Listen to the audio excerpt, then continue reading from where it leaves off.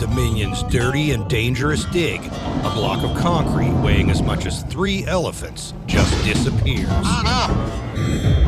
He's basically just having a lot of rock fall down back on him when he's working. A pricey piece of gear gets absolutely thrashed on the job site. Divers break everything. This is horrible. Dominion's scraping, sucking, and pumping on some of the filthiest jobs in the harbor. Another shitty day. For 50 years, this family's built a business where nobody else dares. Recovering, repairing, resurrecting anything in the world's most dangerous waters. This is their world. Salt water in their blood, Capel and high water. It's go time. Do or die.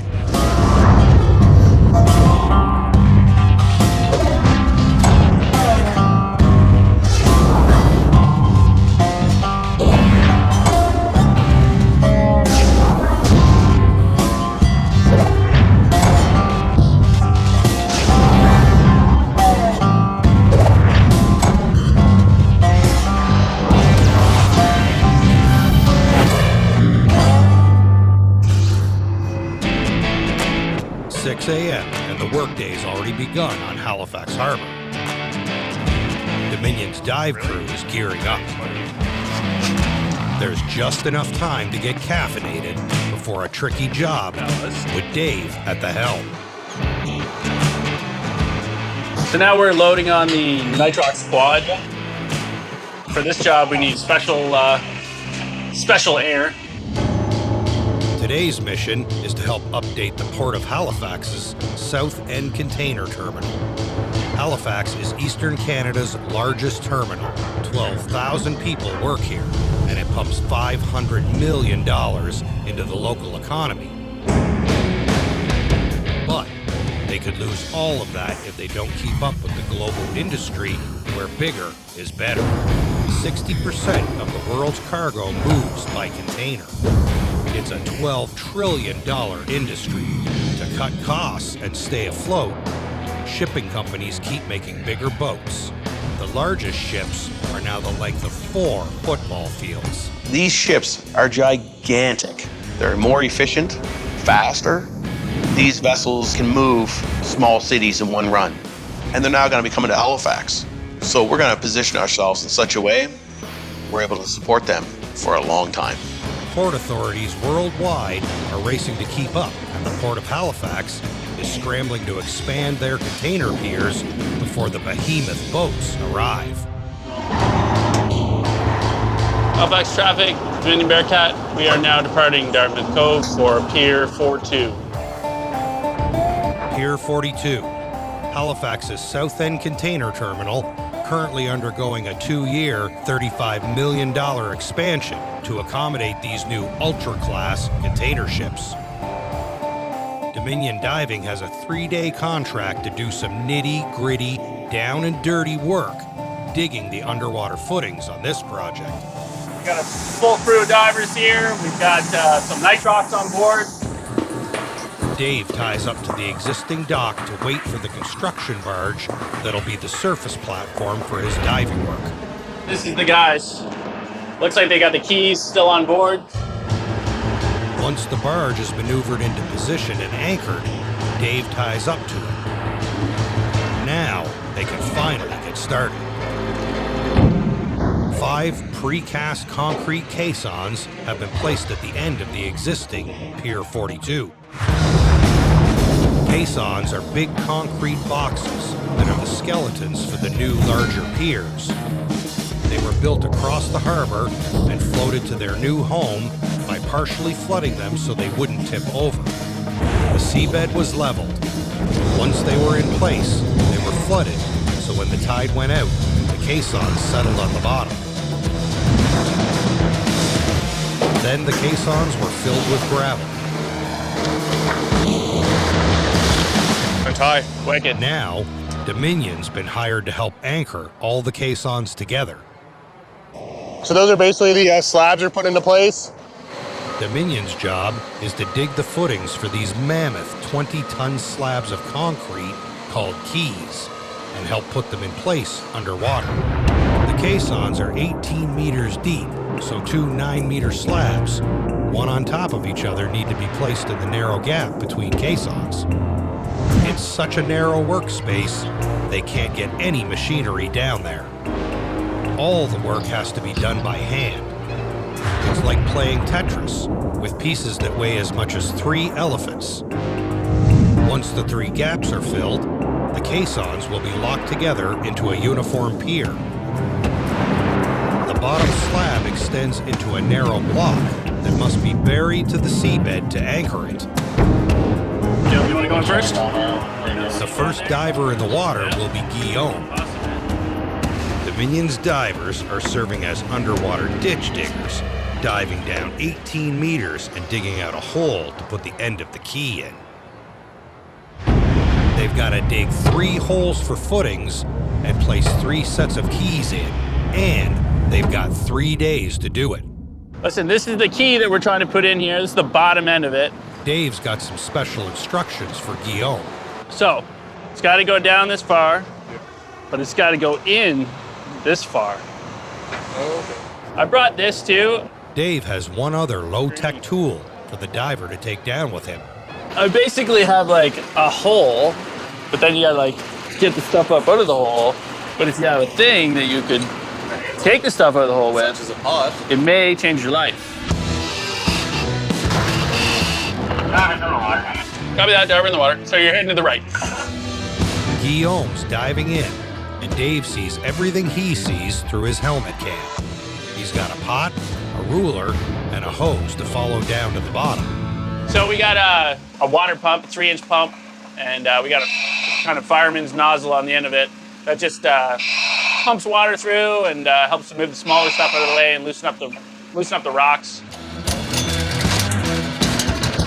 Christian starts to pump, but when Guillaume reaches bottom, he's lost track of the hose. Can I reposition the hose? I do not know. Did you see the hose on your way down? I had it, but it just kind of slipped away somewhere. Oh, there you go. Oh, no. Divers break everything. Give them a pry bar, it'll come back round. Back at Dominion Diving headquarters, Larray is hauling in a remotely operated vehicle that's come back from a job site tagged NFG. Do you see the shape of this, Dwayne? We have a red tag, green tag system here. I get really mad when on the description it just says NFG, no fucking good. If that's all they put on it, that doesn't explain anything of why it's no good. Remotely operated vehicles are made to plunge in on jobs too dangerous for human divers. They cost big bucks to purchase and even more in upkeep and maintenance. This is the biggest Canadian-owned work-class ROV. This one was out on a job laying undersea electrical cable, but Larray's shocked at the condition it's come back in. So we have some problems. The big boss is mad as hell. The ROVs are like my babies, my toys, my pieces of equipment. Hey, yo. What's up? That's your thruster. Or your props there. That's the 4-bladed prop. I got my little baby back and it's hurt. So, as a parent, I'm actually hurt myself and angered. What else is wrong with it? I would say somebody was trying to tighten it with a pair of channel locks and crushed it. The underwater robot isn't just beat up and bashed up, it's all sliced up too. That's someone going along with a knife, And cutting it. cutting the cable tie, and slicing into the cable. Yeah, that's it. It's just sloppy work, but it costs Matt big bucks. This ROV is probably the size of 2 milk crates, and you're talking a couple $100,000. This is a fairly new ROV too. Right now, I'm guesstimating from this job here, there's approximately $9,000 in damage. The job before this, that we let the divers operate this exact same ROV, there was probably $4,000 in damage. We're gonna fix all the problems that we've seen, and I'm gonna put some new props on it, and take it down to Duck Rock and throw it in the water, sink it to the bottom. Give her a test run. They've only got a few days to do all the repairs before the ROV has to go out on another job. Back over on the wharf expansion, there's no high-tech robotic gear, just a pot and a stick. And now that they've fixed it, a hose to help move the muck on the bottom. The diver is back in business, doing messy, murky work, digging out rock to anchor the key. What we're doing down there, you don't have much visibility. It stirs up all the sediment, and you basically can't really see anything the whole time. You just sort of feel around and use your other senses. It's basically like you're working in chocolate milk. Everything's picking up. I don't know if you've ever been a kid playing in the water before and you stir up the bottom, it blacks everything out. You can't really see. That little pot does wonders. I told you you'd learn to love it. Oh, yeah. It's low-tech, down deep, and dirty. But worst of all, it's slow. They've got to dig 3 holes and get the keys in place, and they've only got 3 days to finish the whole job. Dominion Diving's home port of Halifax is a superhighway of commerce for eastern Canada. And it's not just container ships. 150 cruise ships call at the port each year. Today, there are 2 ships docked already, and a 3rd one is on its way. How do you tie up a ship the size of a shopping mall? Dominion's been hired to help provide some ship-to-shore service for a luxury liner arriving tomorrow. The first part is installing fenders to keep the cruise ship from bashing into the wharf. According to this first one should just go basically right where that bollard is. Anyway, we'll put you up on the wharf, Gary. Sounds good.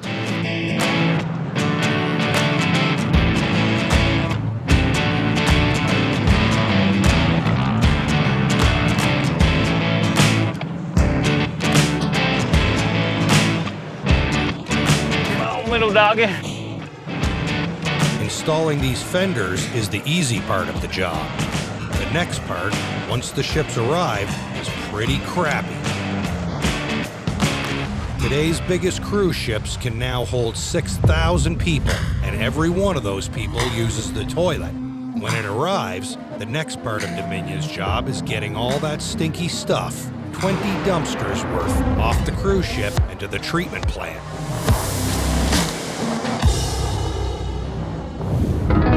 Back on the wharf expansion, on the surface, all the crew could do is wait.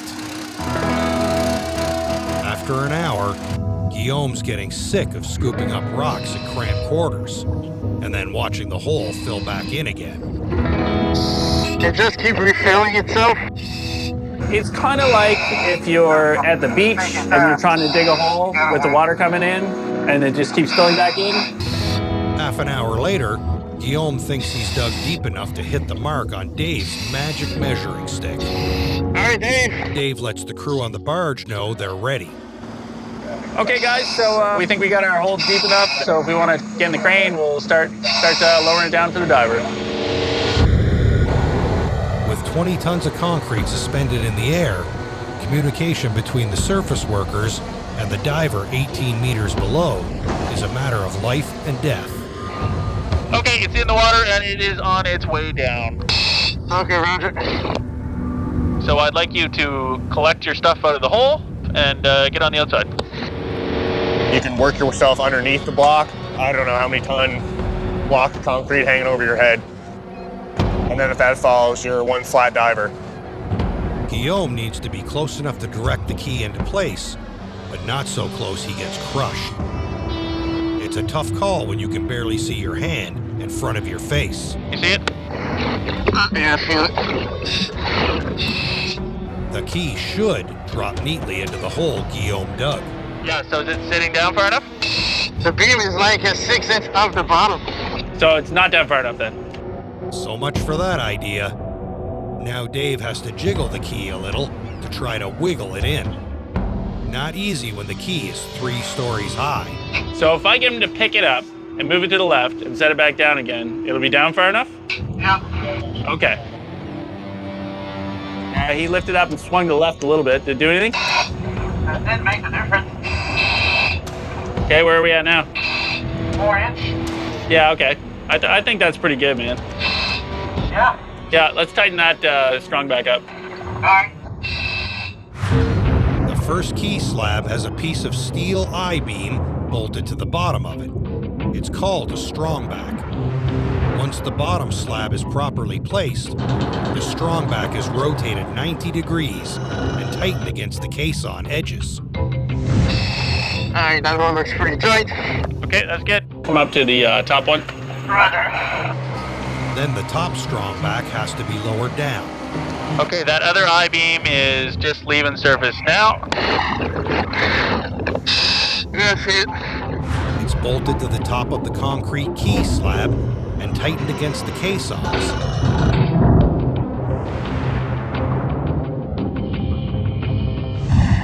While Guillaume works underwater, Christian and Ollie make sure his breathing hose doesn't get tangled.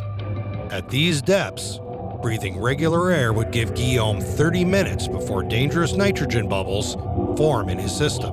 So when you're breathing air, you normally breathe in 21% oxygen, 79% nitrogen. So we make nitrox. We bump the O2 percentage up to 40%, so you got less nitrogen coming into your system, so that means you can stay at depth longer. So it definitely helps for jobs like this. Guillaume has been in the water for over 2 hours.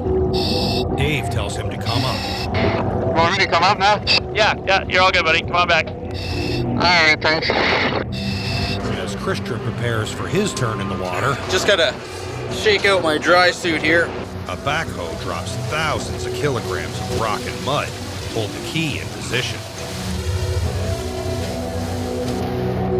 They're halfway through day one and the team is making good progress. But before long, their luck will run out. This is horrible. When Christian dives in, he realizes the truckload of dirt and rock they've dumped in made the water even harder to see through. But they gotta keep going. Just trying to orient myself here. I can't see anything. Above water, the top key is preparing for placement. Down below, Christian is mounting a strongback at near zero visibility. All right, Dave, that I-beam is in place. Right on, nice work. The top key is lowered down to Christian, stacking one on top of the other lengthwise. Oh, stop. Oh, stop. Okay, we're all stopped. Yeah, I'm gonna have to pull this I-beam out, I think. Okay, Slide this in and start tightening it up, and hopefully that pulls it towards us. okay. It's not easy to try and pull in the bottom end of a 20-ton slab of concrete when you're a 70-kilogram diver floating in the water. I'm trying to push it in when it comes out and tighten that nut up before it goes back. I got ya. This mid-water stuff sucks. You can never get any leverage on anything because it always just throws you the other way. Christian's persistence pays off. The keys seem to be aligned. You think she might go now? I think so. It looks to be nice and tight up there. Yeah, okay. Yeah, let's come down easy. Okay. But there's still something wrong. The key should be level with the caissons now, but it's not. Okay, let's, they say it's sitting up too high, so let's go take a look and make sure, see what it looks like down below. Okay, roger. And those are seated together there, nice, right? Yeah, there's maybe about half an inch. So they're not tight together there. No. Okay, let's go down a little more. Yep, going down. When Christian dives down to the bottom, he sees something fishy. Holy crap. The key isn't all the way in the hole. Dave, I can't even feel like the footer. I think there's still some shit to be moved out of here. Really? I'm digging around with my hand on either side and I'm just pulling out rocks. Yeah, I don't know, man. To get this to sit down, like if they want it right, we're gonna have to pull these out again, get the pump back in, and just redo it all. Right back to square one. So basically what's going on now is Dave's hopping in the water. Turns out we didn't dredge quite far enough. They pull the top key all the way out, but to save time, they only lift the bottom one about a meter. Now Dave's jumping in and fucking the end of the hour is gonna get in and fix all of our problems. 20 tons of concrete just dangling in the water. Dave's gonna dive down under it and try to scrape out enough mud and rocks to let the key settle into the whole properly. But all Dave digs up from the bottom is more frustration. He's basically just having a lot of rock fall down back on him when he's working. So it's just getting that last 6 inches of rock so we can get the key to fit in is just proving pretty difficult. Dave's got no choice but to tell the crane to pull the bottom slab out too. Yeah, so basically Dave's coming out of the water now. He ran out of his bottom time. Job wasn't successful. We don't have the key in place yet, but job's done. Dave can't stay down there any longer. They got nothing done, and when Dave gets to the surface, he's so pissed off he can't even talk about it. The day has been a write-off. Both key slabs are back on the barge where they started. By the time they head home, Dave's trying to be philosophical about the whole thing. Well, that was disappointing. Yeah, not a good day. Yeah. Oh well. Win some, lose some. Yeah. Story of my life. Losing some. They've only got 2 days left to do 3 days of work.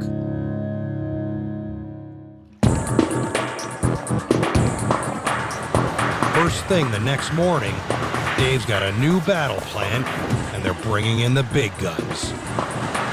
Ollie jerry-rigged some extra firepower to help clear the rock at the bottom. So we're doing a little bit of blasting and jetting today. This will be our weapon of choice.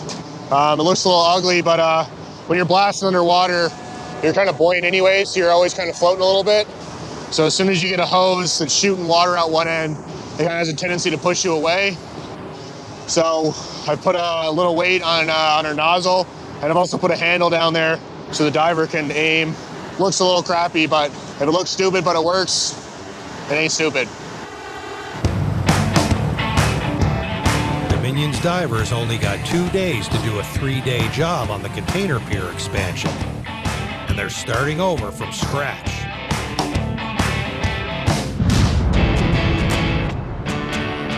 Meanwhile, Gary and his crew are heading over to the cruise ship pier. They're bringing the Honey Barge, which is a sweet name for a ship with a stinky job. They've got to drain the contents of the cruise ship's sewage tanks, called the black water. Black water is the water that goes down your toilet. Gray water is the water that goes down your shower. Before they can start pumping all that poop, they gotta tie up the Honey Barge to the cruise ship. Now they can get down to the dirty work. They got to make a connection here, the business end of the ship's sewage system. Dominion brought a bunch of adapters because each ship's a little different. And this is a job you want to get right the first time. If a hose blows, then it turns really bad. Ready. You can flush your toilet. It requires patience and a strong stomach, but somehow Billy has managed to keep his appetite.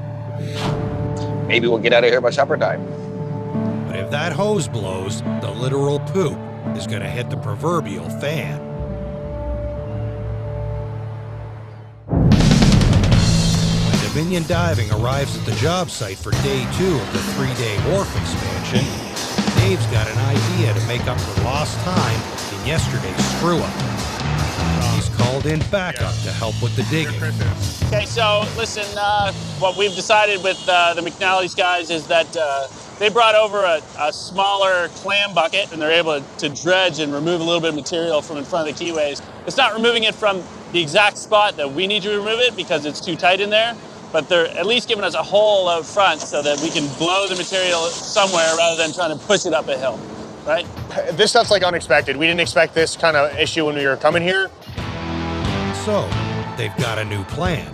They got a little help moving rock, and they got a more powerful hose. The keyway should fit in nice and smooth first go, and it's not all this kind of farting around, wondering if it's going to fit. It's just going to go in smooth first time and be good.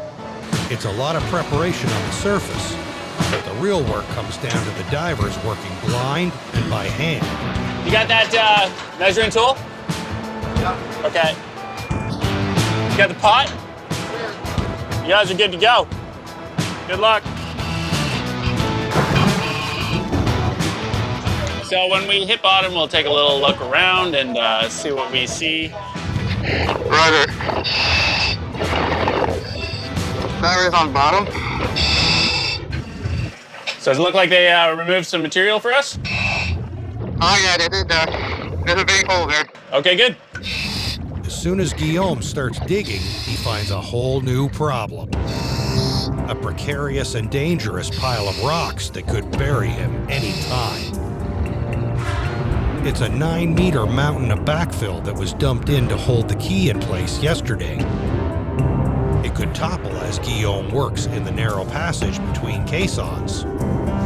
Like playing Jenga 18 meters under the water with rocks, and Guillaume's the bottom block.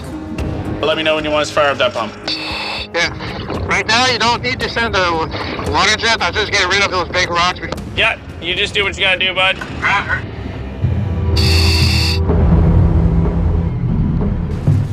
Even with the blend of nitrogen and oxygen pumping through this hose, Guillaume's gotta come up. Plenty of work left to do. Christian jumps in to complete the job. Right away, he sees exactly what Guillaume's been complaining about. It's definitely deep enough, but it'll take a little time to get it down enough. Yep. Holy shit. Got a big mountain there. Alright, let's Want us to fire that up? yeah, let's start it up. Okay. Going to town on her. Make her nice.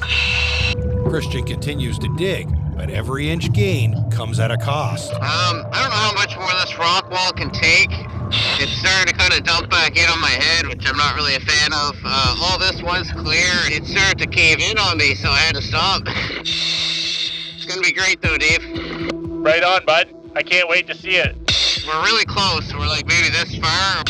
Finally, they think they've dug it deep enough. The construction crew is eager to try dropping the bottom key in place again. Dave wants to be sure to get it right this time. Just be careful when you get close to the bottom because we didn't clear too far back, right? So, awesome, man. The key is lowered, and Christian is there to guide it into place. All right, there it is. Is there any way we can see the concrete pad where they're touching there? Okay, so this is the footer that we dug down to in the bottom. This here is the rubber. Rubber is about a finger width away, and the concrete is about 1 finger from touching. Yeah, I think they're happy with that. Okay. It looks promising, but after yesterday's mistakes, they need to be certain. All right, Dave, my end of the tape is in place. Okay. Right on the money. Good, we'll take it. They're good to go. Christian tightens the strong backs, and the dredger backfills the key. This is the way things should have gone yesterday. Now, it's underwater Tetris again, lowering the top key into place. Coming down. Roger, coming down. So he's got about half the weight now. One final check. The crane operator stops just as half the slab's enormous weight is resting on the bottom key. He holds the other half with the crane for safety. Just take a look to see if it's seated right in that slot there. It looks like he might be up on top of the tooth on the bottom key. Yeah, let's come up a little bit I'll come up until he's got the weight of it, and then we'll tighten that up. Okay, sounds good. More adjustments, inches that make the difference. They raise the key just a little as Christian tightens the strong backs to pull the key against the caisson edges. It's bouncing out roughly an inch, maybe 2 inches. Okay. Yeah, what's happening is the top of the bottom slab we put in is twisted a little bit. Everything is off by just a fraction of a degree, but that's all it takes to screw up this whole job. Can you let it right down till you just barely have any of the weight? Dave wants the crane to wiggle it just a little bit. See if it sort of bounces itself into place. Dave finally catches a break. Oh, here we go. She closed up there? Alright. Well, I guess they're pretty well even. On the right side, it's looking like also a 1 inch gap. Okay, yeah, so they're just gonna put their top bracket on. Now for the top strong back. so close, but it's still not quite a perfect fit. So, they're gonna bash it in old school. A hammer, wedges, and a bigger wrench.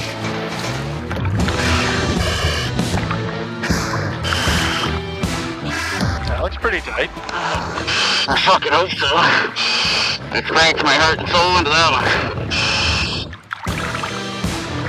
After 2 hours of breathing through this hose, dive time's up for Christian. I was digging with both hands, both feet, had the pot going, and the jet going. They're celebrating, but it's taken 2 days to get one of 3 keys into place. But yeah, I'm glad we finally got that piece in there, finally got it done, and yeah, I'm happy with that. Anyway, great job, guys. As a reward, we get to go and do it again immediately. Over there? Yeah. Not going home right now? No, absolutely not. I know. Nobody's going home early tonight. While the guys struggle with the wharf expansion on one side of the harbor, over at the shop, Lorraine thinks she's got her busted ROV back in ship shape. This remotely operated vehicle came back from a job offshore labeled NFG. No effing good. It was beat up and sliced up and had all its propellers broken. So we have some problems. They replaced 4 propellers, patched the umbilical, repaired the sonar, and cleaned all the connections. Now, it's got to be tested right away so it can go back out on another job. They're gonna put it through its paces off Duck Rock, right in Dominion's own backyard. Lorraine and Dwayne are both ROV pilots, but they spend most of their time fixing them. So we're gonna put it in the water now, sink it to the bottom, make sure the cameras work, lights work, all the thrusters work. You don't need any training really to fly it. I mean, it's pretty simple, but it's hooking it up and... It's just a general overall Yeah. maintenance. Lorraine and Dwayne took this ROV apart and rebuilt the whole system from the ground up. They've tuned up the motors, replaced the propellers. Check the thrusters. Thrusting. Yep. They've got to check the cameras, And back up. Okay. computer circuitry, and electricity. So Dwayne and Lorraine got to know a bit about everything. What about the lasers? The lasers have been fired. All right, that's good. Chuck her in. Yep. Now for the real test. Okay, going in. Sink or swim. If the repairs don't hold, it'll flood and short out.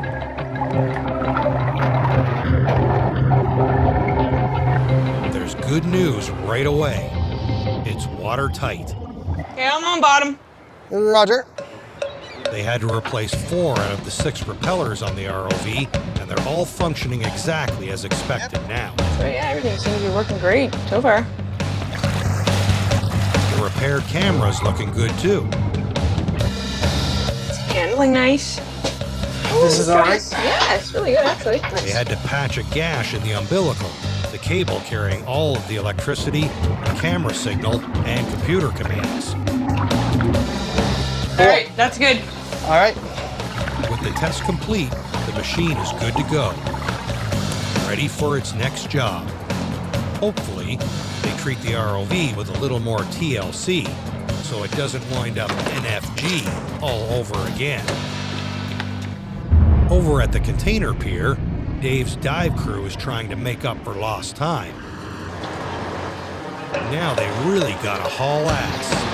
They've got to get 2 more keys in place by end of day tomorrow, and Dave's worried the workday could be cut short. The forecast is calling for a storm to roll in around supper time. The crane barge has moved on to the next keyway. The dredger starts filling in the first key, and Ollie starts suiting up, but his gear is a patchwork. Hey, check your pins. Dry suits are supposed to keep a diver from getting wet. Ollie's dry suit is in for repairs, so he's using a trashed one he found in the shop. It's full of holes, so he's wearing a borrowed wetsuit underneath.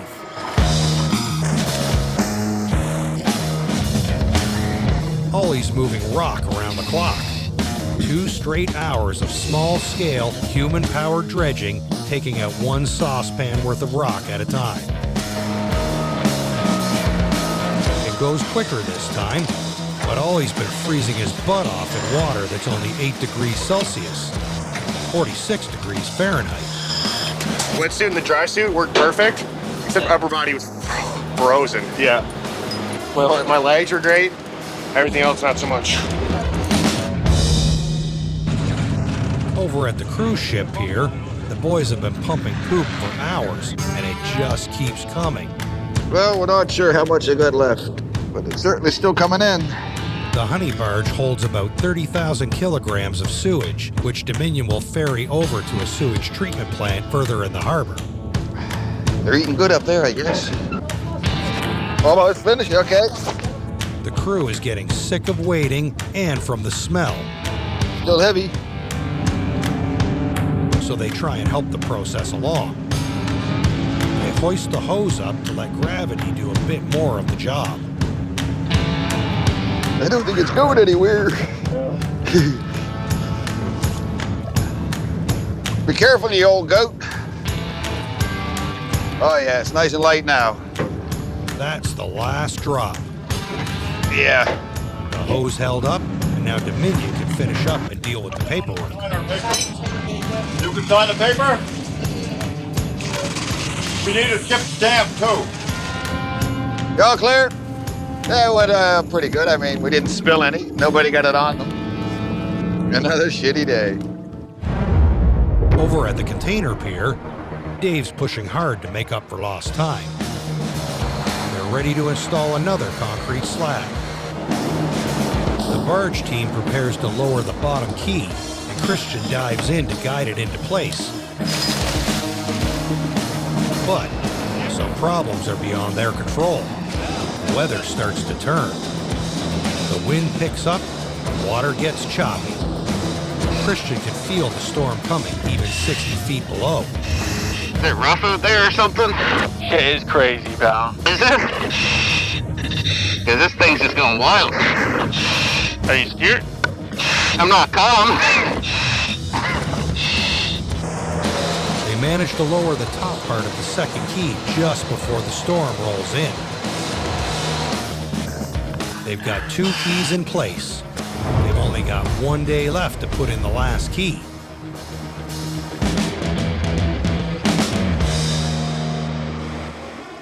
The next morning, the dive team is up early to finish the job.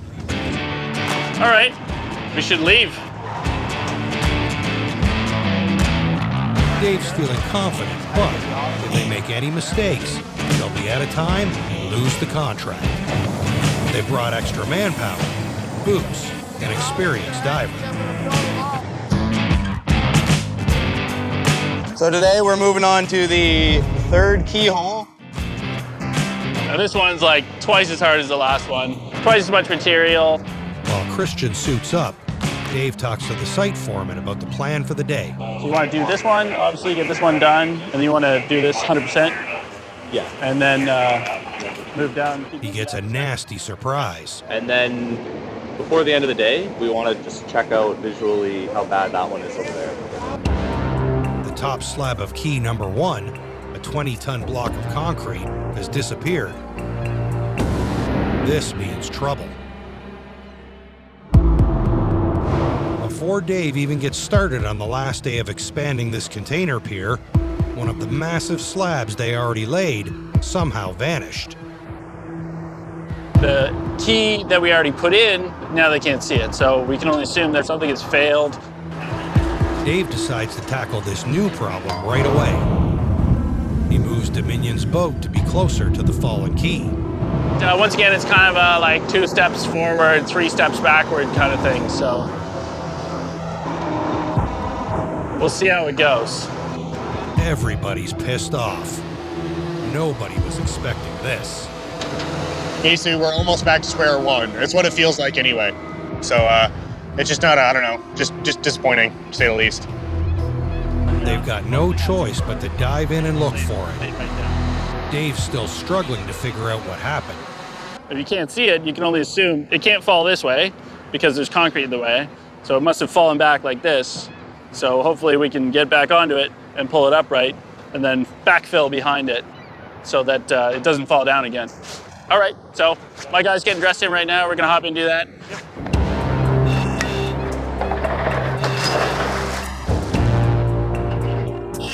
Driver's in the water. Copy that, driver in the water.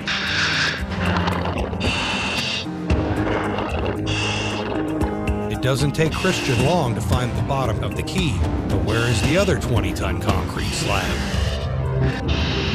Lots of big rocks like they were dumping and stuff in here. So that pile of rocks is starting to go downhill, so... Christian follows a trail of debris until he finds it. Alright, I found the fallen key. Rubbers are facing up, so yeah, I fell inwards and back down the hill. So it's like you said, and slid down the bank upside down. So it looks like that's the bottom hole where the anchor was set is completely gone. Okay, so the bottom anchor is missing. Yeah, roger. No sign. The storm's high wind and waves overnight causes the strongbacks to fail, and the key fell. Finding the 9-meter concrete slab wasn't hard. Looks like the bottom lifting eye is free and clear for a hookup if we need it. But they're going to need a crane to hoist it up off the bottom. But the crane's over on the other job site, so it's back to what they originally planned for today. Digging another ditch to drop the third key into. Well, where are you right now? Yeah, I'm pretty close. Maybe another half hour tops. Yeah, okay, cool. 27 minutes later, the barge crew's ready, and so is Christian. All right, Dave, let's do this.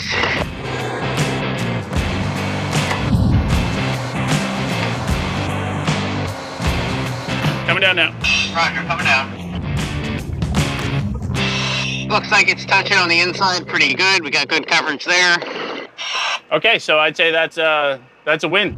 It's a perfect fit. Now it's tighten up the strongbacks, backfill, and drop in the top key. Tighten more strongbacks, more backfill, and that's part 2 complete. They're running out of daylight. They reposition the barge and hoist the fallen key from the bottom. Christian's day is done. Oh man, I'm fucking gassed. All that's left is to refit the fallen slab. A repair is done to the strongback, and Boots goes in to finish the job. Are you ready for this? Yep.